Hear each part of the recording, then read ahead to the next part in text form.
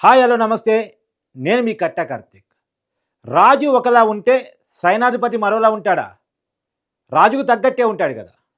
అలానే జగన్ గారి దారిలోనే సజ్జల రామకృష్ణారెడ్డి గారు నడిచారా అంటే అవును అనేటువంటి సమాధానాలే మనకు వినపడుతున్నాయి.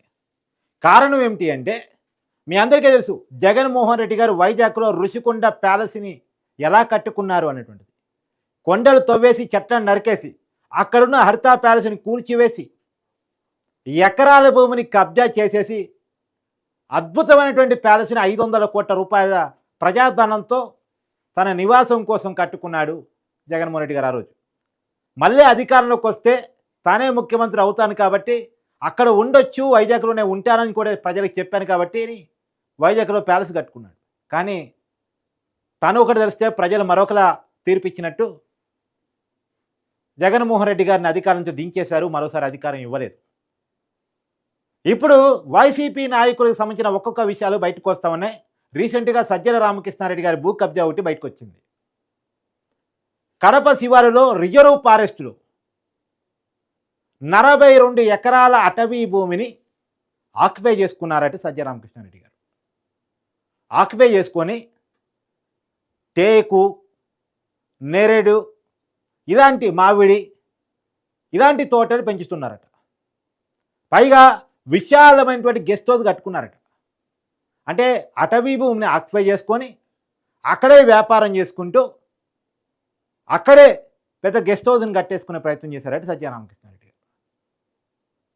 అదే అటవీ ప్రాంతంలో అటవీని నమ్ముకుని అక్కడే పుట్టినోళ్ళు ఉంటారు, అడవి పుత్రులు. వాళ్ళు అక్కడ వ్యవసాయం చేసుకున్నారనుకోండి పొడి భూముల్ని, వాళ్ళ మీద పీడి అట్టు పెడతారు పోలీసులు, అటవీ పోలీసులు, ఫారెస్ట్ అధికారులు వాళ్ళని వేధిస్తారు. అటవీ సంపదని అంటే ప్రధానంగా చింతపండునో లేదు టేకునో ఇంకా అటవీ సంపదని వాళ్ళు ఏదన్నా వాళ్ళ జీవనోపాధి కోసం ఉపయోగించుకున్నారనుకోండి వాళ్ళ మీద దారుణంగా ప్రవర్తిస్తారు ఫారెస్ట్ అధికారులు. మరి రాజకీయ నాయకులకి ఏమైనా చట్టాలు మినహాయింపుగా ఉంటాయా? సామాన్యుల విషయంలో అడవిలోనే పుట్టి అడవిలోనే పెరిగి అడవిని నమ్ముకున్నటువంటి వాళ్ళ విషయంలోనేమో వాళ్ళకి ఎలాంటి హక్కు లేదు, వ్యవసాయం చేసుకునే హక్కు లేదు, అటవీ సంపదను ఉపయోగించుకునే హక్కు లేదు అని చెప్పుకునేటువంటి ఫారెస్ట్ అధికారులు ఈవెన్ తేనెను కూడా ముట్టుకోలేరు. పైన తేనె తీగలు పెట్టినటువంటి తేనెను కూడా అక్కడున్న అటవీ పుత్రులు అమ్ముకుంటారంటే ఒప్పుకోరు. ఫారెస్టు వాళ్ళు స్వాధీనంలో చేసుకుంటారు. అంటే తేనె తీగలు పెట్టిన తేనెను కూడా మాదే అనుకునేటువంటి ఫారెస్ట్ అధికారులు మరి అటవీ భూమిని 42 ఎకరాల పాటు కడప శివార్లో రిజర్వ్ ఫారెస్టులో ఆక్యుపై చేస్తుంటే నిద్రపోయారా గతంలో? ఇప్పుడు దానికి సమాధానం రావాల్సింది. ఫారెస్ట్ అధికారులు, రెవెన్యూ అధికారులు సమాధానం చెప్పాల్సింది. ఇలా కూటమి అధికారులకు వచ్చిన తర్వాత వాళ్ళ కబ్జాలు బయటపడతా ఉన్నాయి. ఇప్పుడు సింహం నోట్లో తలబెట్టాడా సజ్జల రామకృష్ణారెడ్డి గారు అనేది కూడా ఒకటి ఆలోచించాలి. ఎందుకంటే అటవీ శాఖ మంత్రిగా ఆంధ్రప్రదేశ్ డిప్యూటీ సీఎం పవన్ కళ్యాణ్ ఉన్నారు ఇలా ఆంధ్రప్రదేశ్లో. ఆయన ఎర్రచందనం దొంగల విషయంలో ఎలా ఉంటున్నారో, అక్రమ బియ్యం రవాణా చేసే వాళ్ళ విషయంలో ఎలా ఉంటున్నారో మనం వార్తలు చూస్తూ ఉన్నాం. తాట తీస్తున్నాడు. మరి సజ్జల రామకృష్ణారెడ్డి గారిని ఏం చేసే అవకాశం ఉంది? 42 ఎకరాల ఫారెస్ట్ భూమిని ఆక్యుపై చేసుకొని అక్కడ సొంతంగా చెట్లు పెంచుకుంటూ అక్కడే పెద్ద గెస్ట్ హౌస్ విశాలంగా కట్టుకున్న సజ్జల రామకృష్ణారెడ్డి గారి మీద ఎలాంటి చర్యలు ఉంటాయి? ఇప్పుడు అది సమాధానం రావాల్సిన ప్రశ్న. డాక్యుమెంటెడ్ ఎవిడెన్స్ తోటి ఫారెస్ట్ రెవెన్యూ అధికారులు సర్వే చేసి 42 ఎకరాలు సజ్జల రామకృష్ణారెడ్డి గారు అటవీ భూమిని ఆక్రమించుకున్నారు అనేటువంటిది రిపోర్ట్లో పంపించారు. ఆ రిపోర్ట్ల ఆధారంగా నేను మాట్లాడుతున్నాను. అంటే రెవెన్యూ సదస్సు జరుగుతున్నాయి ఆంధ్రప్రదేశ్ వ్యాప్తంగా. ఎవరి భూమి కబ్జా గురైంది, ప్రభుత్వ భూమి ఏ మేరకు కబ్జా గురైంది, అటవీ భూమి, దేవాదాయ భూమి, శకం భూమి ఇవన్నీ ఏ మేరకు కబ్జాలయ్యాయో, ఎవరెవరు చేశారు, ఉండాల్సినటువంటి భూమి ఎంత, ఎవరి చేతుల్లో ఆ భూమి ఉంది అనేది తేల్చే పనిలో ఉంటారు. ఆ తేల్చే పనిలో భాగంగా ఆ విషయాలు బయటపడ్డట్టు తెలుస్తూ ఉంది. సజ్జల రామకృష్ణారెడ్డి గారు గతంలో జగన్మోహన్ రెడ్డి గారు ఆ పార్టీకి నెంబర్ 1 అధినేత, ముఖ్యమంత్రి అయితే సజ్జల రామకృష్ణారెడ్డి గారు ఆ పార్టీకి నెంబర్ 2గా సకల శాఖ మంత్రిగా పేరొందారు ఆయన. సకల శాఖ మంత్రి అంటే ఆయనకి రాజకీయాలు ఫాలో అయ్యే వాళ్ళంతా కలిసి పెట్టిన బిరుదు అది. అన్ని శాఖల పనులు ఆయనే చేస్తాడు. సకల శాఖ మంత్రి అంటే అందరి శాఖల తరపున ఆయనే వివరణ ఇస్తాడు. అన్ని శాఖల్ని ఆయనే మెయింటైన్ చేస్తాడు. ఆయనే పెత్తనం. జగన్మోహన్ రెడ్డి గారి తర్వాత ప్రభుత్వంలో పెత్తనం ఎవరిదన్నా ఉందంటే సీఎం సలహాదారిగా అఫీషియల్గా ఉన్నటువంటి సజ్జల రామకృష్ణారెడ్డి గారిది. మళ్ళీ ఆయన సలహాలు చాలా కాస్ట్లీ అంట. కోట్లు కోట్లు వలుగుతాయంట ఆ సలహాలు.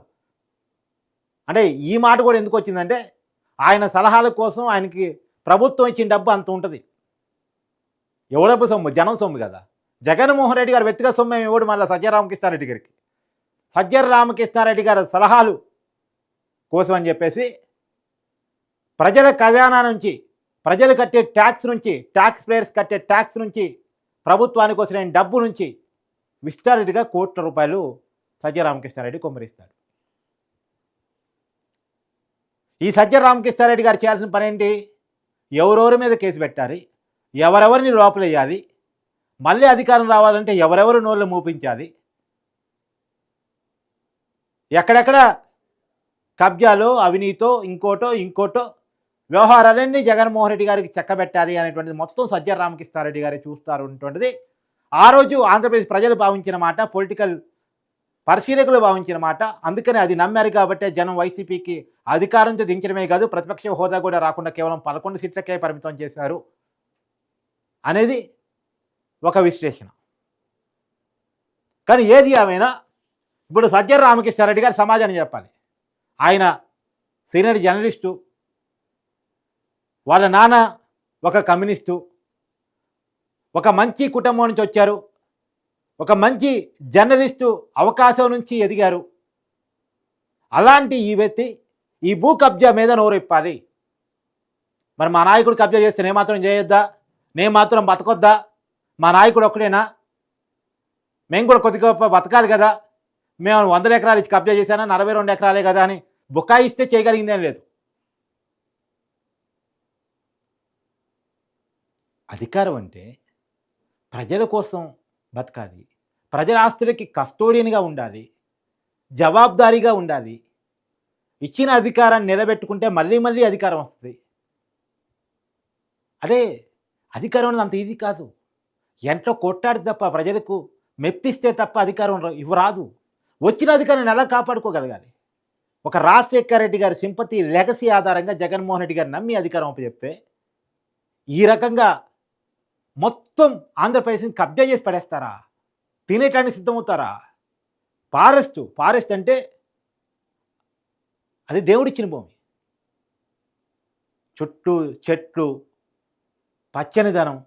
ఇలా అటవులు పెంచుకోవడం కోసం చెట్టు నరికేస్తున్నారు కదా అని ప్రభుత్వాలు హరితహారాలను పెట్టేసి చెట్లను నాటండి, నగరాలను కూడా అడవులు చేయండి, వీలైనన్ని చెట్లు నాటండి అని చెప్పేసి ప్రభుత్వాలు పిలుపునిస్తున్నాయి, ప్రభుత్వాలు ఖర్చు పెడుతున్నాయి. అలాంటిది ఉన్న అటవీ భూమిని ఆక్యుపై చేసుకొని నరికేసి ఎంజాయ్ చేస్తారా? మీ విలాసాల కోసం ఉపయోగించుకుంటారా? ఫారెస్ట్ అధికారులు నిద్రపోతారా? చూస్తున్నట్టు పోతారా? అదే సామాన్యుని మీద అయితే ఉక్రోశాన్ని, ప్రక్రోశాన్ని, మీ ప్రతాపాన్ని చూపిస్తారా? పీడియాట్లు పెడతారా? జైలులో పెడతారా? బెయిల్ రాకుండా ఇబ్బందులు పెడతారా? పీడియాట్ అంటే పెద్ద పెద్ద రౌడీ షూటర్ల మీద, వరుసగా కేసులు నమోదైన వాళ్ళ మీద, పెద్ద పెద్ద నేరాలు చేసే వాళ్ళ మీద పెట్టే కేసుని అటవీ పోడు భూముల్ని సాగు చేసుకునే వాళ్ళ మీద పెడుతుంటారు. మరి సజ్జల రామకృష్ణారెడ్డి గారి మీద పీడియాట్ పెట్టరా? ఇప్పుడు నేను ప్రభుత్వాన్ని అడగదలుచుకున్నాను.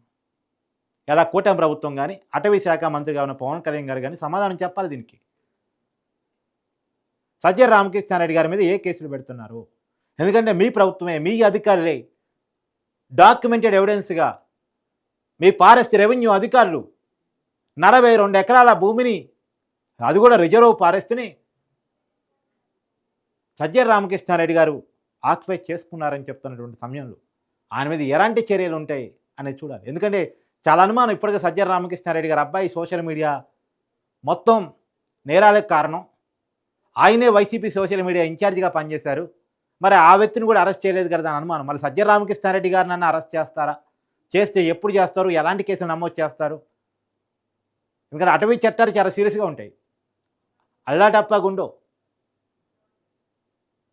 సామాన్య ఎర్రచందనం స్మగ్లర్ల మీద, సామాన్య అక్రమ బియ్యం రవాణాదారుల మీద.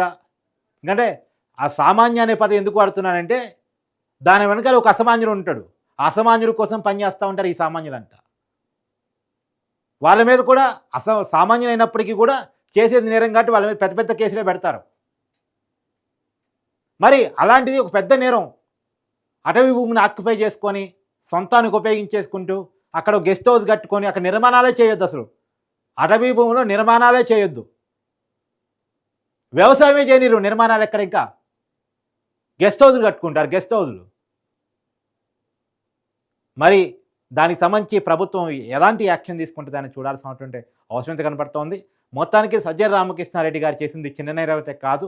నిజానికి ప్రభుత్వం డాక్యుమెంటెడ్‌గా ఈ ఎవిడెన్స్ గనుక పట్టుకొని ప్రూవ్ చేసుకోగలిగితే నిజంగా చేశాడు అన్నది గనక ప్రభుత్వం ఖచ్చితమైనటువంటి ఆధారాలతో గనక రుజువు చేయగలిగితే సజ్జల రామకృష్ణారెడ్డి గారు రాబోయే కాలంలో చాలా ఇబ్బందులకు గురయ్యే అవకాశం ఉంది చట్టరీత్యా అనేటువంటిది మనకు కనపడుతున్నటువంటి విషయం. మరి ప్రభుత్వం ఏ రకంగా ముందుకెళ్తుంది ఏంటి అనేది చూడాల్సినటువంటి పరిస్థితి కనపడుతోంది.